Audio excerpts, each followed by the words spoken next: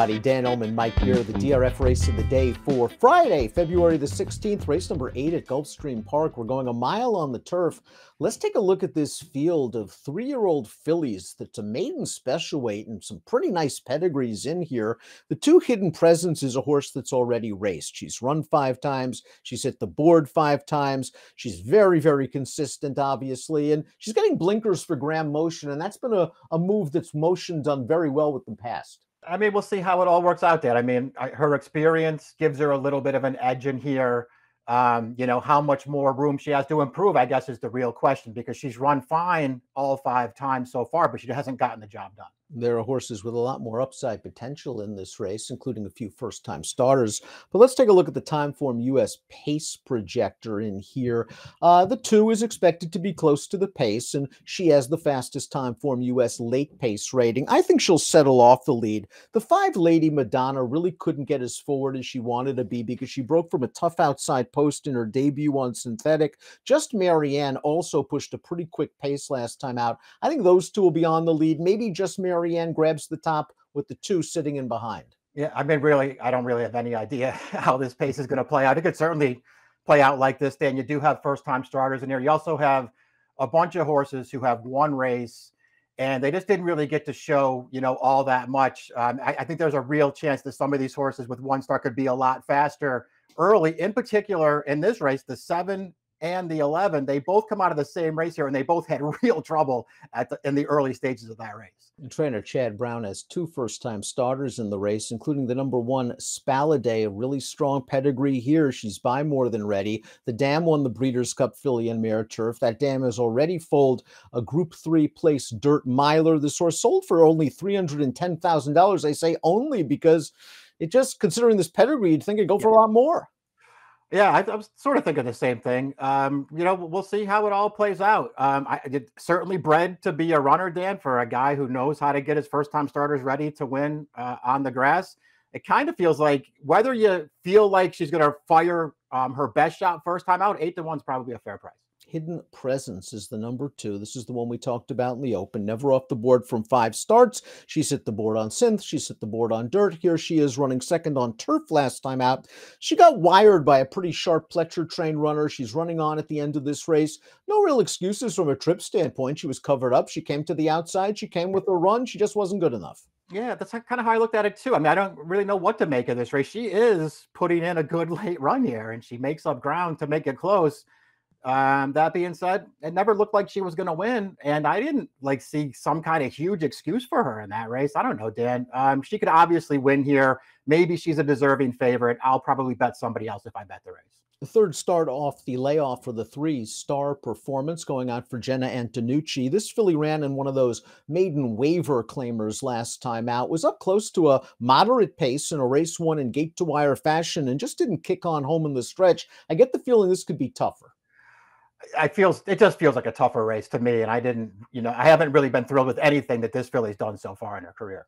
Priscilla's Cove is one of the horses in this race where maybe their debut running lines don't look strong, but it's likely too early to give up on horses like this. Priscilla's Cove was in a slow-paced race in her 2-turn debut. The pace seemed to hold up, and she just didn't make up much late ground. That being said, for her first start, she gained a lot of fitness, and I would expect her to be much sharper here. Me too. And I just think it's a good experience for her too. Your point about the pace of that race too was well taken, Dan, because when you watch the replay, this horse got out of the gate fine and was forward, but Junior Alvarado had no designs on going with her. He took a hold of her. He took her back off the pace. She was sort of in and among horses all the way around the first turn, not in a very comfortable spot. And then after that, she just sort of raced on evenly in a race where she really had no chance. I suspect she'll run a lot better in this race. Pletcher has the 5 Lady Madonna, very expensive daughter of Warfront, sold for $675,000 as a yearling. The dam won the Ashland. She was very good on turf. She was 3rd in the Breeders' Cup Juvenile Fillies, and Lady Madonna just had a tough post position for her synthetic debut going 2 turns, was hung out wide, paid the price. Now, she didn't take a lot of money in that race, but is another that gained fitness, and I really like her getting to the turf. I like her getting to the turf too. I like her moving more to an inside post. And I also like the fact that she has a little bit of speed too, Dan. I mean, she could really wind up on the early lead here and just run way better in this race. Now, the 6Z Train has already won twice for trainer Anthony Dutrow, and I think you can make excuses for both of those races. One was a sharp sprint at Saratoga behind Life's Inaudible, who just won the Grade 3 Swedish Chant the other day, and then last time out off a 2-month layoff, faced two next out winners in a slow-paced race, and the winner of that race ran third in the Swedish Chant with an 85. So she's faced good competition. She's going to have to deal with another layoff, but she'll be a price, and she's very well connected.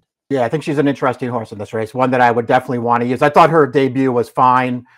Sprinting, she was still green in that race and just couldn't quite kick on with some of those horses through the stretch, but it was a fine performance. That second race at Akron in November when they stretched her out, that's just, not only was it a good field, it's one of those races where you did not want to be far back off the pace because nobody made up any ground in there, and they just took her back and put her on the rail and didn't really do anything in that spot.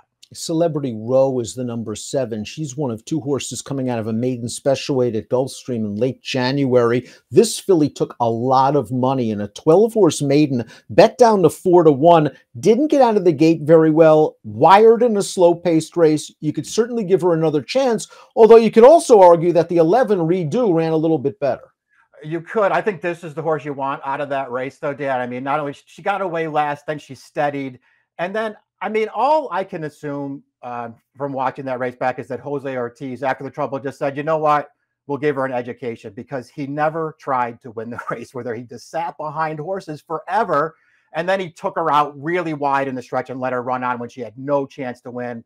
I don't care about that debut at all. I think she's going to run way better in here, and I think she's a super dangerous horse. Lots of changes for the 8 final draft. We'll be stretching out around 2 turns and switching to turf for trainer Mark Cassidy. Another one that got wired last time out, that in a 6.5 furlong Turfway race.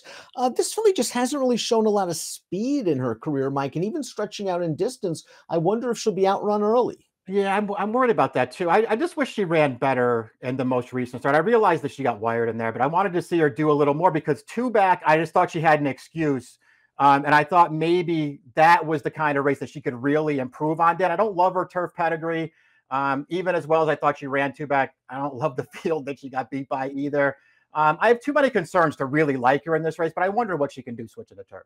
At first blush, you look at the number 9, Just Marianne's most recent running line, and you see 22-1, 46-2. She's up close to that hot pace. She's supposed to tire. You might want to give her another chance with blinkers off, but then you realize that that race was won by the horse that was setting those fast fractions. So she still has a lot to prove. Yeah, exactly. I don't like her last race at all. I didn't want to bet her out of that one, and even the race 2 back where she was in against a good horse and style points, it's not like she did a ton of running that day.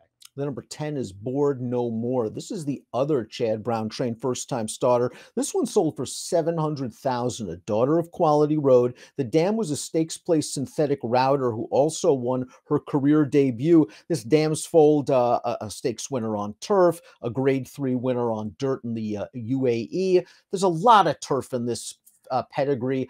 I'm expecting that this horse, if she can overcome an outside post, to run a little bit. Me too. I mean, I'm not, I don't like her pedigree as much as the other Chad horse in this race, but there's enough pedigree here. I really like the Quality Roads. And it's really interesting that this is the one that I read lands on it. Feels like that's probably a big positive for this filly.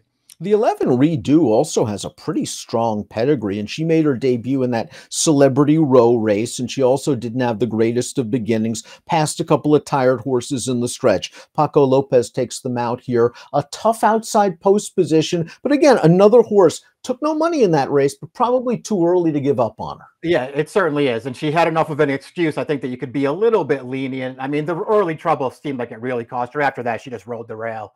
And didn't really do that much, but she could certainly run better in here. She just didn't get a great post. Before we take a look at our top selections, please click the subscribe button on the Daily Racing Form YouTube channel for the latest DRF video. Taking a look at our top picks for the race of the day. I like where you're going, Mike. You're going with 2 horses that maybe the running lines don't look great for their debut, but you could certainly make excuses, and they're going to be prices in this race. Yeah, I sort of felt the same way about the 4, the 6, and the 7 in this race. And I think all of them are probably better than they look on paper. I think the 4 is going to be a price in here, though. I really like her pedigree. And I just think there's a real chance that Junior Alvarado gets way more aggressive early in this race. I'm in a rut lately. Hidden Presence seems like a very logical horse. I don't like the chance of her perhaps going off at 2-1 or less, and wouldn't play her at that price. And while Spaladay is 8-1 on the morning line or so, Mike, I'm not sure I'd want to take her at that. I don't think she'll be that sort of price at post time. I think she'll be around 4-1 or so. I went 2-1, 9, and 6, but I'm really interested to see what your top 2 selections do in our Friday race of the day. Good luck.